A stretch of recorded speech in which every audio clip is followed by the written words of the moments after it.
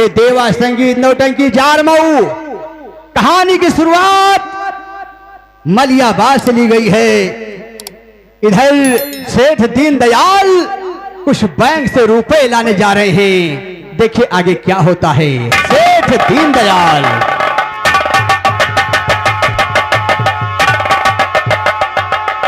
चलाओ बैंक से 50,000 रुपए निकालूंगा और अपने आगे कारोबार बढ़ाऊंगा। कौन फरमाइएगा। इधर शंकर गुंडा बैंक के दाएं बाएं लगा रहता है। देखिए आगे क्या होता है।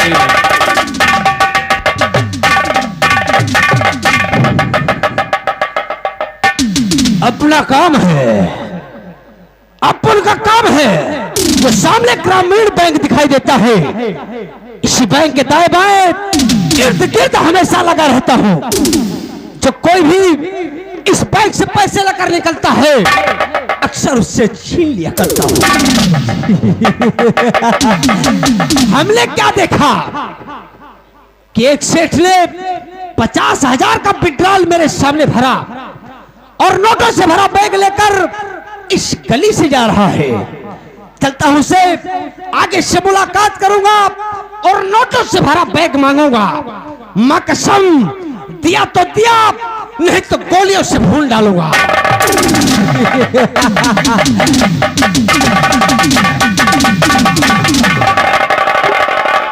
मैं 50,000 रुपए निकाल लिया हूं और अब मैं अपने घर चलाऊं, आगे कारोबार बढ़ाऊं।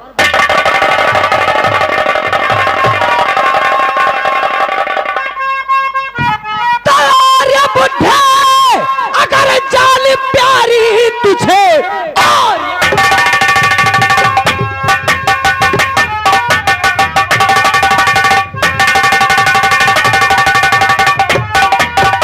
और बुढ़े, अगर जान प्यारी तुझे, सीधे चुपचाप ये बैग देते मुझे। जिंदगी वरना बर्बाद अरे हो जाएगी, गोलियों से अभी भूल तुझे। वाह, हाथ में तमंचा है ना, तो खट्टे मिठाई ला देते हैं कुत्ते। सुन मेरी बात, हाँ, शराफत से कह देता हो। क्यों तुम्हारे बाप की बैग है? बात तक नहीं जाने का। क्यों? मां कसम, जिसने अपन के बाप तक ललकारा है, वो आज तक इस धरती पर जीवित नहीं रहा।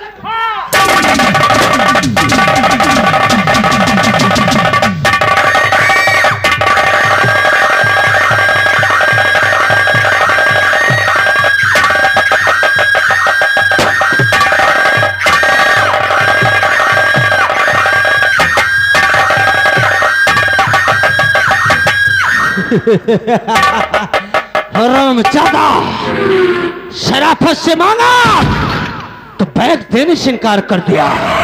तो जा कुत्ते जा, कहीं पर तड़प तड़प कर मर जा। शंकर नोटों से भरा बैग लेकर यहां से कुछ दिनों के लिए रवाना होता है। हेलो, कौन फरमाइएगा। इधर गोली चलाते समय झींचा झपकी में गुंडा की पर्स वहीं पर गिर जाती है। इधर गोलियों की आवाज सुनी, पुलिस फोर्स उसी तरफ जा रही है।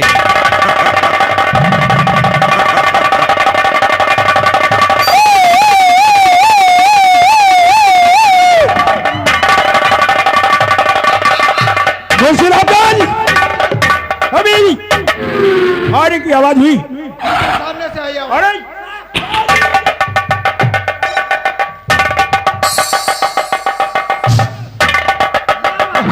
मुझे गोली लगी। Ambulance, ambulance, ambulance. बाबा जी, आपको क्या हुआ? मुझे गोली लगी है। एक बदमाश ने मुझे गोली मार दिया, मेरा बैग लेके भाग रहा है। बाबा जी, ये पर्स आपके है? नहीं नहीं, ये मेरा नहीं है। और ये फुटू उसी बदमाश का है जिसने मुझे गोली मारा और मेरे 50,000 रुपए लेके भाग गया। क्या देते हो? सेठ जी को एम्बुलेंस में उठाइए, ले जाइए, इलाज कराइए। चलिए।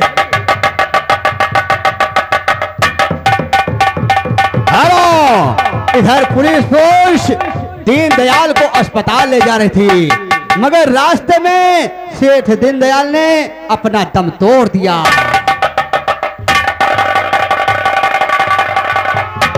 मुंशी रामदयाल, कहिए सर। सेठ जी ने दो, जानता हूं, मुझे मालूम हुआ, सेठ जी अपना दम तोड़ दिया। जी सर। और यही फोटो है, अब इसी फोटो से बड़ी फोटो निकलवाकर चौराहे पे, बस स्टॉप पे, रेलवे स्टेशन पे, हवाई अड्डे पे सब कहीं फोटो लगवा दिया जाए। जी सर। और पेपर में गजट करवा दिया जाए।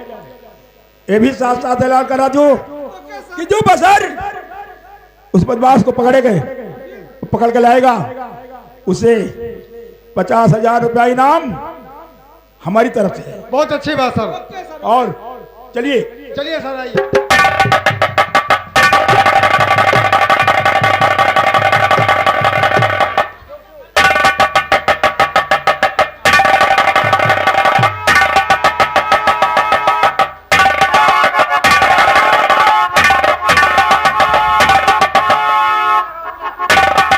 राहो केतु, कान्हा जी कब साले बोलने की तमीज नहीं है। कान्हा जी बोल रहा है, मेरा नाम लाला जी है। लाला जी, हम समझा कान्हा जी।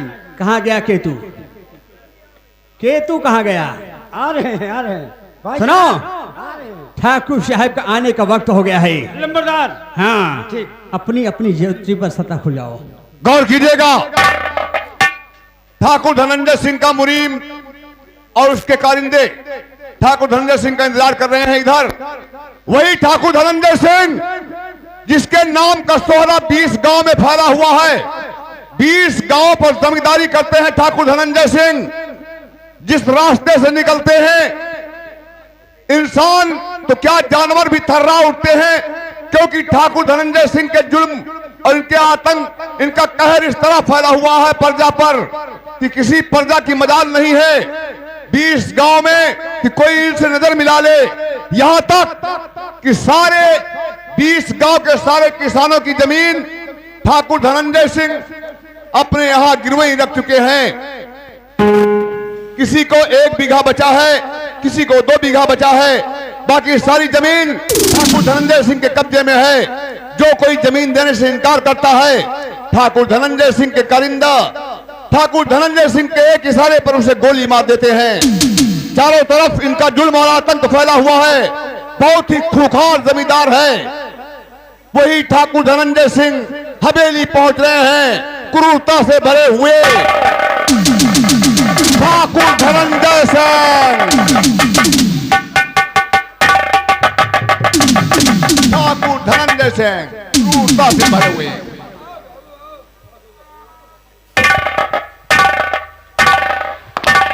लंबरदार राम राम।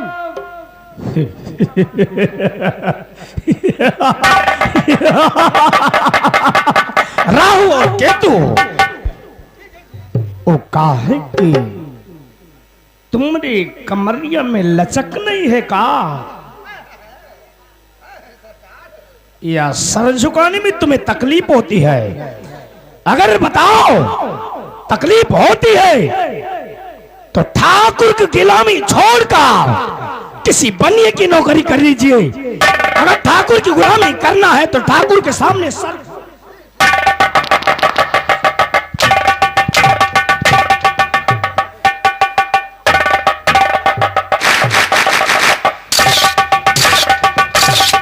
छोटी छोटी गलतियों पर ठाकुर धनंजय सिंह खतरनाक से खतरनाक सजा देते हैं। ग्रामवासियों को व 20 गांव के किसानों को किसी की हिम्मत नहीं जो नजर मिला ले। जिस रास्ते से गुजरते हैं इंसान तो क्या जानवर भी थर्रा उठते हैं इनके जुल्म से और कहते हैं कि हट, रास्ता छोड़ दे, ठाकुर धनंजय सिंह आ रहा है। राहु और केतु याद रखो, अगर सर झुकाने में तकलीफ होती है तो नौकरी छोड़ दो। हम समझते गलती इनसे हो जाती मालिक। हम समझते हैं कि हमारे लंबरदार का मूड हमेशा गर्म रहता है। मूड गर्म रहता है। ये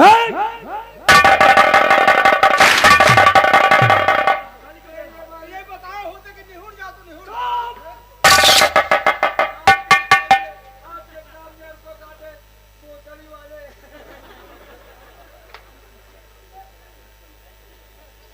आपके सामने आप हम पुराने नौकर ये साला कहते हैं मोतरी वाले को उसने एक बार कहा, वो काहे कि तू उसे डबल तिबल कर रहा है। बोल कि जाओ हम पेड़ रहे चुप, साइड हो जाओ। बाबू इनकी बात के बुरा मामा चच्चा है ये कबो कबो बतिया बोले तिनके बतिया गड़मड़ाए जाते बाबू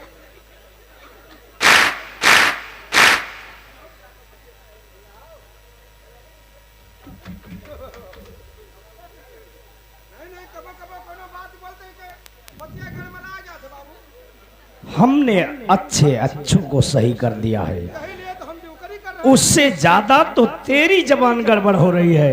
पहले तेरी जबान सुधारता हूं। गड़बड़ हो जाती है गड़बड़ याद रखो, सारी जिंदगी गुलामी करना, इसलिए जबान को काबू में रखो। लाला जी ये बताइए, अब तक यहाँ के किसान कर्ज के रूप में कितना रुपया ले जा चुके हैं? ठाकुर साहब, इस समय हमने 2.5 लाख रुपए बांट दिए हैं, वो भी कर्ज के रूप में। और उनके कागजात? वो भी मेरे पास हैं, दस्तखत सहित। और ये बताइए लाला जी, अब तक कितने किसानों की जमीन, कितनी जमीन अपने पास गिरवी आ चुकी है? ठाकुर साहब, इस समय मौके पर 150 बीघा किसानों की जमीन अपने अंडर में है, और उनके कागजात? वो भी मेरे पास अंगूठा सहित। शाबाश लाला। इसीलिए तो हम तुम पर अति प्रसन्न होते हैं, क्योंकि तू हमरा खास आदमी है ना। याद रहे, कोई भी किसान अगर 10 मांगता है तो 20 देने की कोशिश करो। अगर वो 1 मांगता है तो 2, 3 मांगता है तो 6, पूरा डबल देने की कोशिश करो। लेकिन याद रहे कि अंगूठा लगवाना मत भूलिएगा। काहे कि किसानों की सबसे बड़ी कमजोरी उनका अंगूठा ही होता है। इसी तरह एक एक करके अपनी जमीन मेरे पास गिरवी रख देंगे तो एक दिन ये लोग रोड पर आ जाएंगे, फिर हमारे पास आएंगे, दया की भीख मांगेगी, गिड़गिड़ाएंगे, फिर हम इन्हें समझाएंगे कि ठाकुर की गुलामी क्या होती है। क्या समझे? और लगभग सभी किसानों की फसल पक चुकी है।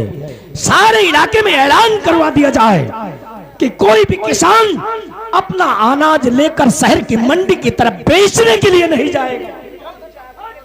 ठाकुर साहब, आप चिंता न करें, ये काम तो हम अवश्य करवा देंगे। सब किसानों की फसल हमारे यहाँ खरीदी जाएगी, वो भी कम रेट में, ताकि सरकारी रेट आए तो काहे कि उसे हम ले जाकर अच्छे भाव में बेचेंगे। इसलिए सारे इलाके में ऐलान करवा दिया जाए, कोई भी किसान अपना अनाज लेकर शहर की मंडी नहीं जाएगा। अगर ठाकुर की बातों को जिसने ठुकराया या उल्लंघन किया तो हम तुम्हारे लिए हुक्म देते हैं, जो हाथ ठाकुर धनंजय सिंह के खिलाफ उठे, कसम चटिया की उन हाथों को काट दो। अगर कोई सर उठाकर चलने की जुर्रत करता है तो सर को कलम कर दो, नजर उठाकर चलने की जुर्रत करता है तो उसकी आंखें निकाल लो। वो काहे कि अभी थोड़ी देर पहले प्रमुख जी का फोन आया था, इसलिए हम उनसे मिलने के लिए जा रहे हैं। याद रखना, कोई भी किसान शहर की मंडी की तरफ नहीं जाना चाहिए।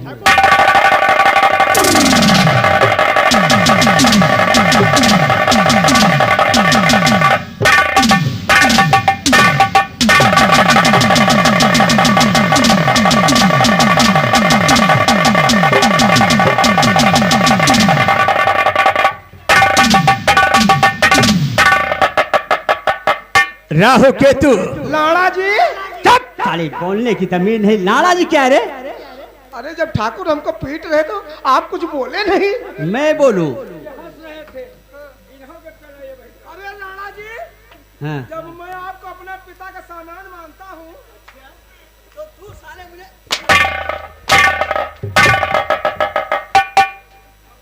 पिता के समान सामान नहीं। और सुन मेरी बात, ठाकुर साहब अभी अभी बता के गए हैं कि जाओ पूरे नगर में, पूरे गांव में ऐलान किया जाए कि जिसकी रकम तैयार है, फसल तैयार है, वो अपना अनाज हमारे ठाकुर से यहाँ ला के देगा, कोई मंडी में नहीं बेचेगा। आओ चलते हैं गांव की तरफ, चलो।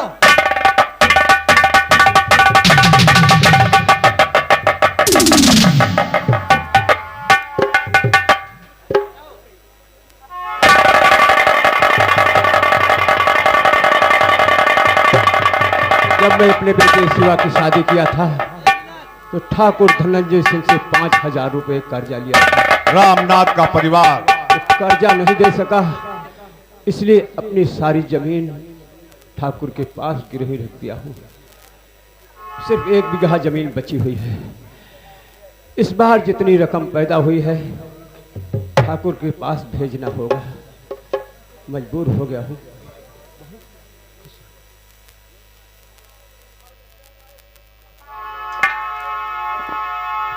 राम प्रसाद घर में बैठकर अपने बच्चों से बात कर रहे हैं, तभी उनका इकलौता बेटा शिवा पहुंच रहा है। शिवा, बहू,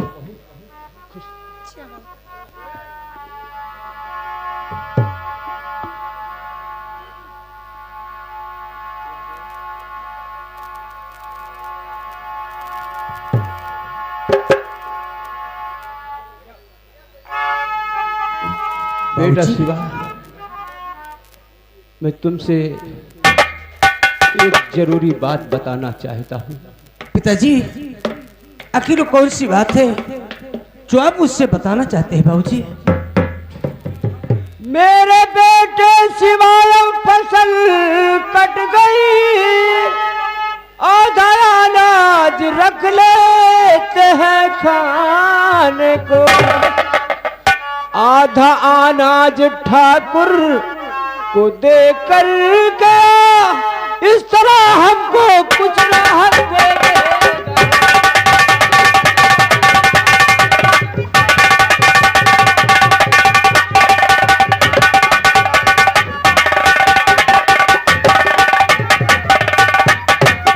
बेटा शिवा, मेरी इच्छा है कि इस बार जो रकम पैदा हुई है आधा अनाज खाने के लिए रख लेते हैं, आधा अनाज ठाकुर के पास जाकर दे आओ, बाबूजी, जिससे नाराज न हो। आज हम इतने लाचार हुआ बेबस हैं बाबूजी कि हम सर उठाकर चल भी नहीं सकते। जानता हूँ क्या करूँ बेटा। सारी जमीन गिरे हमारी पड़ी, कर्ज से सर हमारा दबा जा रहा, आज घुट घुट कर जीने को मजबूर हूँ, सर उठा कर न मुझसे चला जा रहा।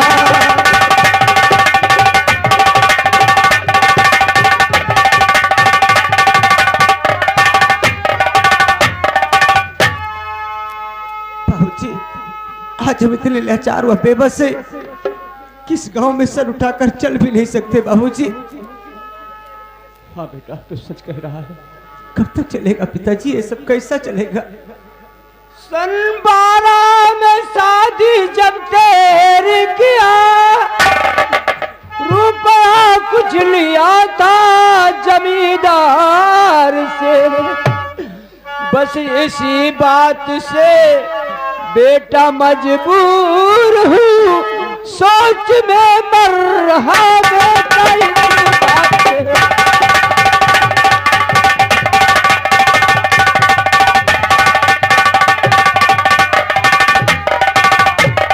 बेटा शिवा, हाँ बाबूजी, जब तुम्हारी शादी किया था तो ठाकुर धनंजय सिंह से 5,000 रुपए कर्जा लिया था। वो कर्जा नहीं दे पाया, इसलिए अपनी सारी जमीन गिरवी रख चुकी है। लेकिन बाबूजी क्या करूं बेटा? हमने कुछ सोचा है, अगर सलाह अच्छी लगे तो उसे बताना बाबूजी। क्या सोचा है? शहर ले जाकर बेचे हम अपनी फसल, वहां मंडी है वाजिब रकम भी मिले, यहाँ तो माटी के मोल ले लेते हैं, है पिता किस तरह घर गृहस्थी चले।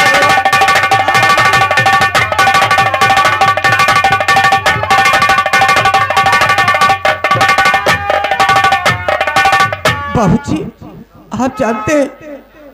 आप जानते हैं कि ठाकुर साहब हमारी फसलों को आधे दामों में ले लेते हैं। जानता हूं। फिर इस तरह से ना तो हम उनका कर्जा चुका पाएंगे, ना अपनी गिरी जमीन छुड़ा पाएंगे। मुन्ने की फीस देना है, बहन की आंखों का ऑपरेशन कराना है, आपकी दवा, ये सब खर्चा कहाँ से चलेगा बाबूजी? सोच लो बेटा, आगे व पीछे का सब सोच लो।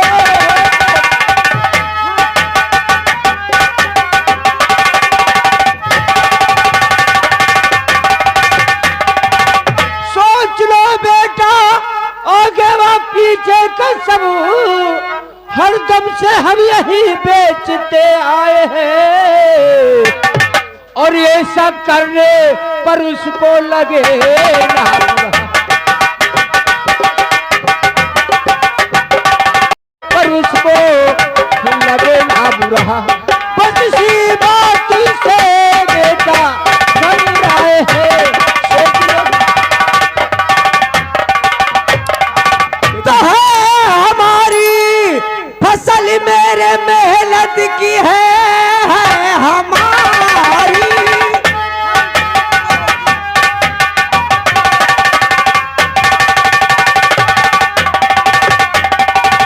है हमारी फसल मेरे मेहनत की है, जिसमें मेरा खुद का कुआ पसीना जला, चाह महंगी बिके वही बेचेंगे हम, इसमें ठाकुर को बोलो क्या शिकवा गिला।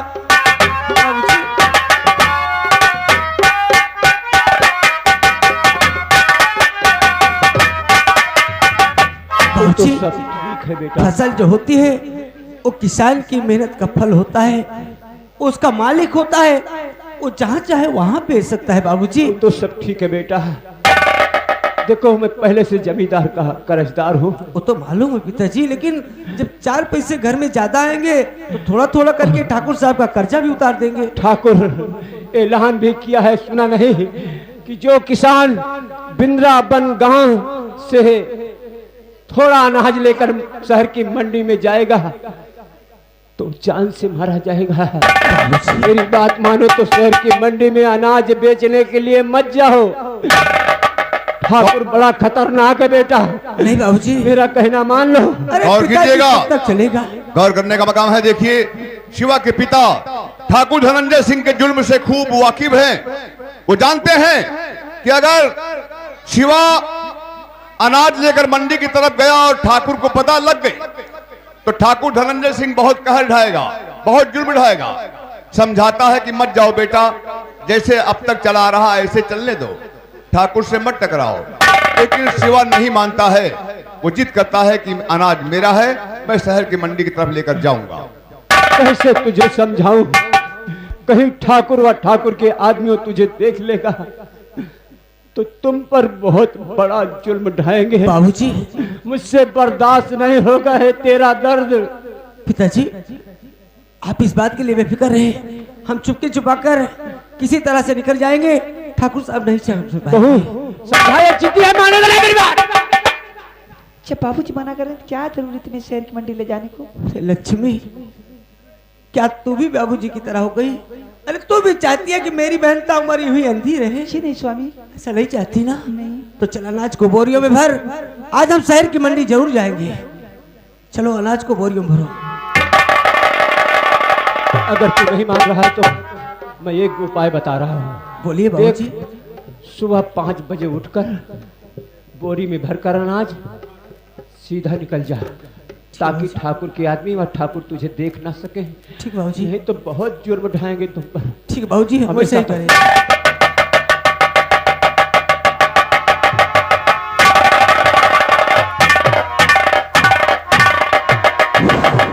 राहु केतु नुनीम जी। ऐलान हो गया। जी हाँ नुनीम जी। हट साले, मेरा नाम मुनीम जी है। मुनीम जी। हाँ मुनीम।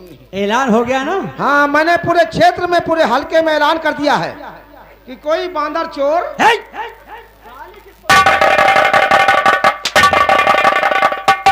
कोई बांदर चोर अनाज को रंडी नहीं ले जाएगा। अरे रंडी नहीं, मंडी बेवकूफ। हाँ मंडी। जो भी देगा हमारे ठाकुर साहब को देगा। हाँ, जो भी देगा हमारे ठाकुर लम्बरदार के यहाँ देगा। आओ सुन, हर जगह फसल अब की बार बहुत बढ़िया पैदा हुआ है। हाँ अब की बार बहुत से लोग मंसूरी धान लगाए थे। हाँ मंसूरी। हाँ, और इस समय मंसूरी का रेट शहर की मंडी में 65 रुपया किलो। 65 रुपया किलो। हम सरकारी भाव में बेचेंगे तो अच्छी रकम मिलेगी। आओ चलते हैं, अब की बार बहुत खुशी का मौका है। अब की काफी अनाज आएगा हमारे यहाँ। क्यों नहीं? वारे धरती, वारे मेरे आयुष्मान, तुमने तो हमें खुश कर दिया। और मेरे देश की धरती,